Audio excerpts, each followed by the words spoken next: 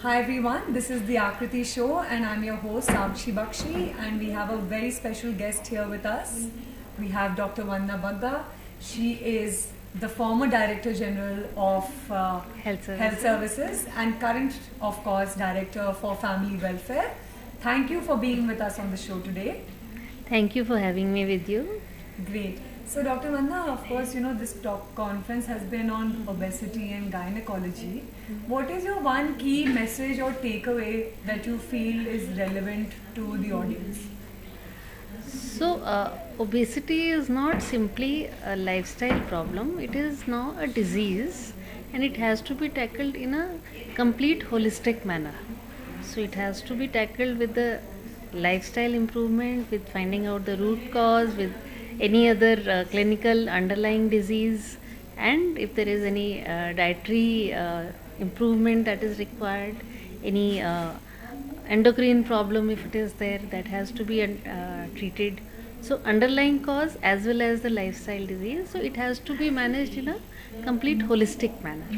Right. And so of course, because you said like everything has to be managed lifestyle. What is the one lifestyle habit that you follow that has worked for you? So I follow the lifestyle that I try to include in my day to day life is not to sit at one place for a long time. Try to move as much as possible. Of course, regular diet and other habits have to be there, but due to my type of work, I am expected to sit for a long time. So whenever you get time, whenever you are making a phone call on the mobile, you can walk. So small little things. Use staircase rather than the lift. So small little things Small can be little thing, included, yes, and that has to be as per your own personality, customized as per your own lifestyle. Yeah. And what is your biggest stress buster? My biggest stress buster is it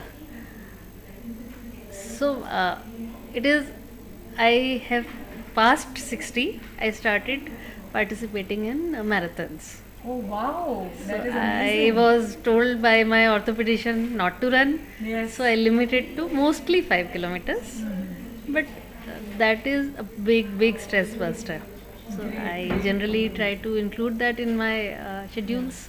Best part is that it comes once a week, not more than that, and you're free early in the morning. So whole day you have it for your own. No, I know, I think, and it's so inspiring for all of us because I think sometimes we take age as an excuse and we stop, oh no, we can't do strenuous workouts anymore. Yeah, true. So I think it's been very inspiring for all of us to learn. And then in that case, I'm sure you would be monitoring your diet also a little bit more carefully.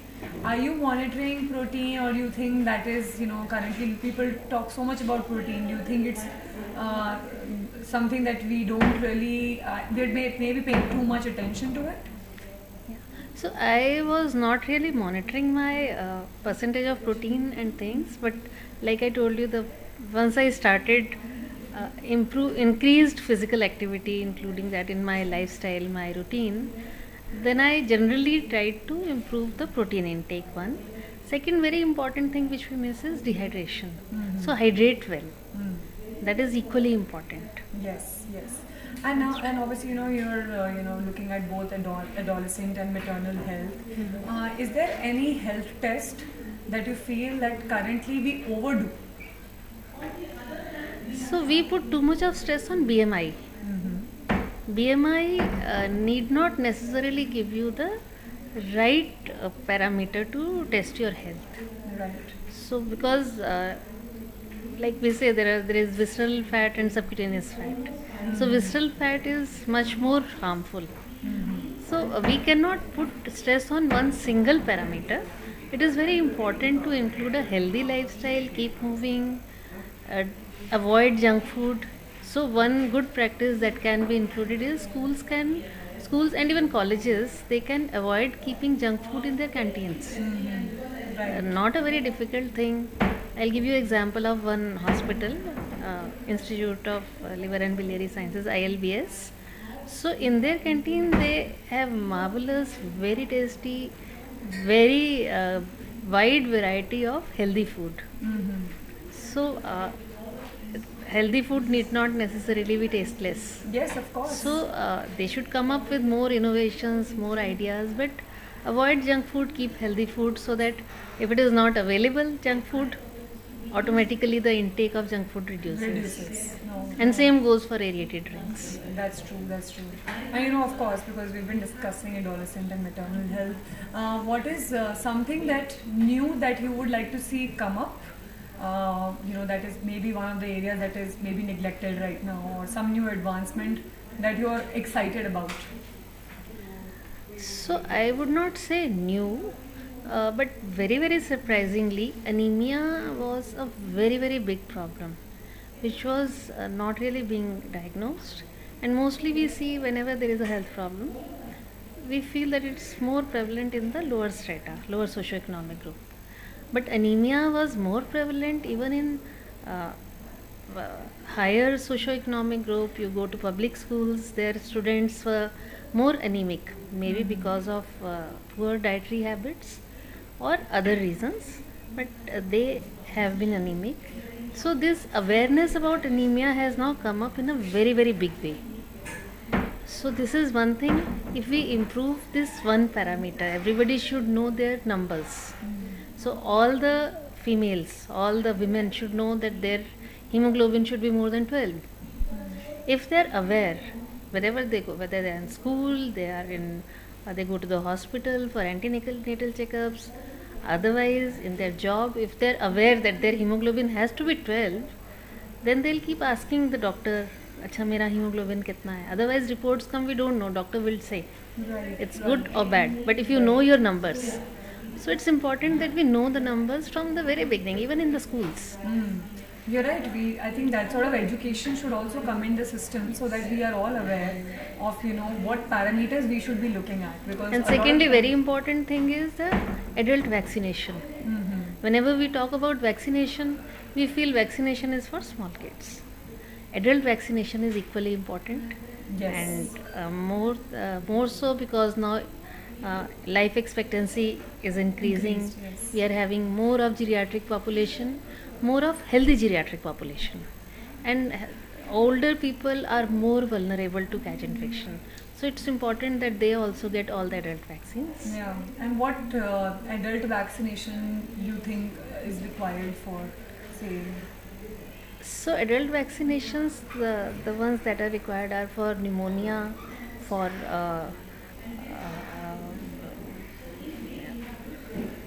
what do you say? So there are 3-4 vaccines, which are a couple of vaccines. So they are for pneumonia. and what is your and- take on like cervical cancer vaccinations? I think they've started. So cervical cancer vaccination is a very good vaccine which prevents cancer. There are so many myths.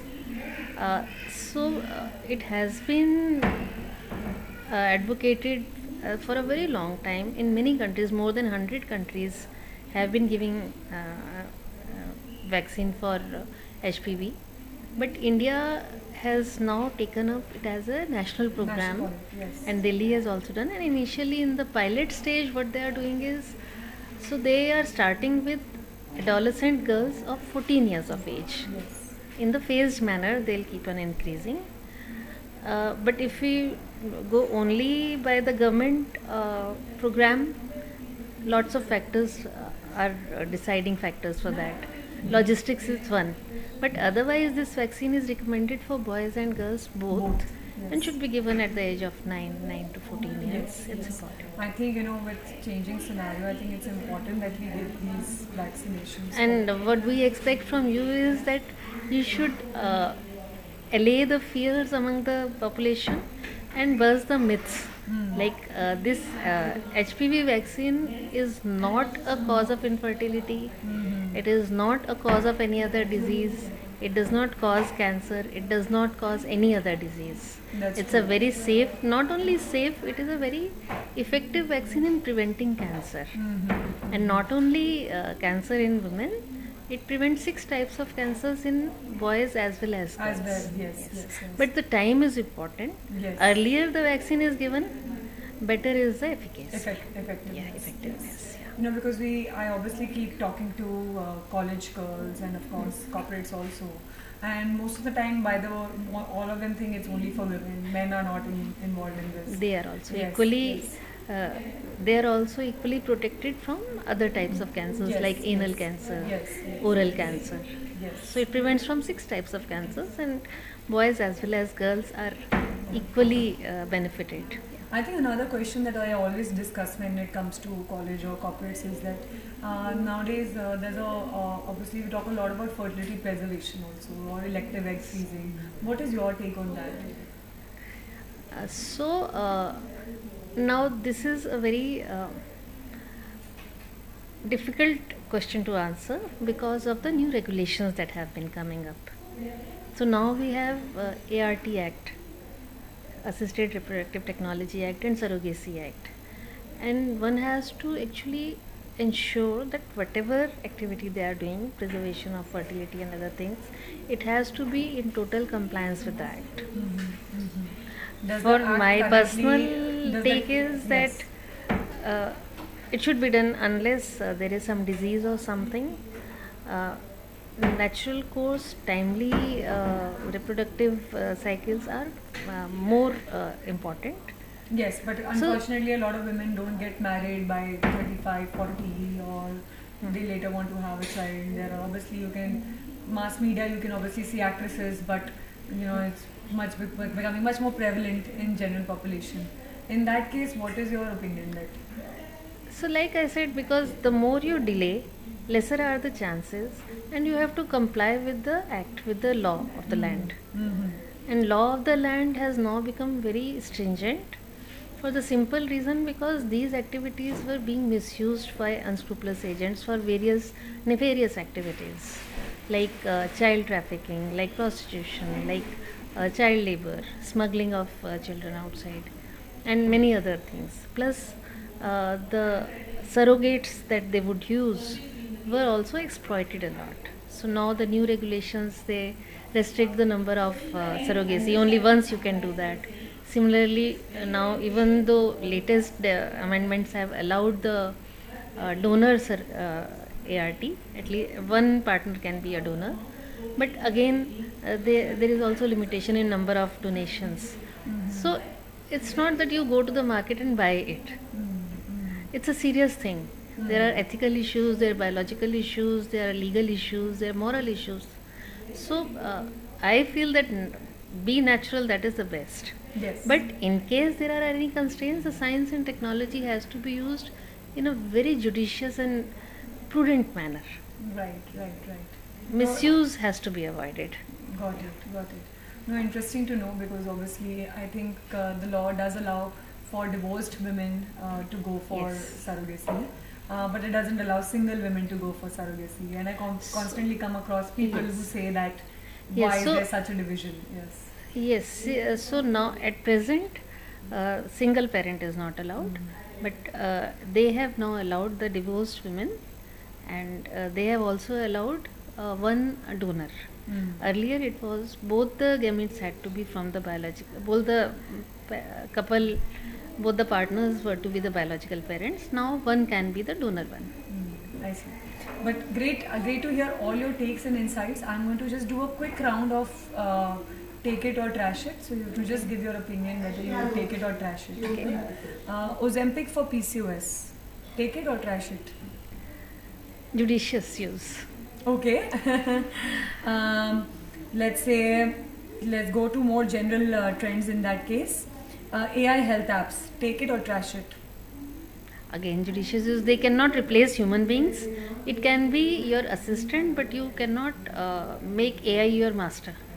Okay. Annual body health checkups. Yes, take it. Take it. Okay.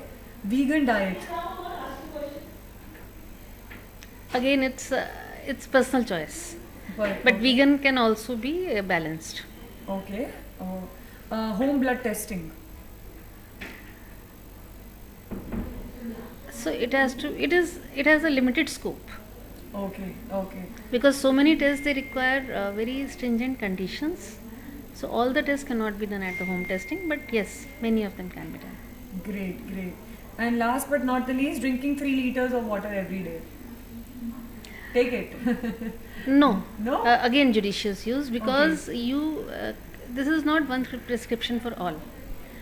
There might be some renal disease patients, there might be some other patients who have to restrict fluid. So, what I say is the balance has to be maintained. Madhyam mark. Madhyam mark kariye.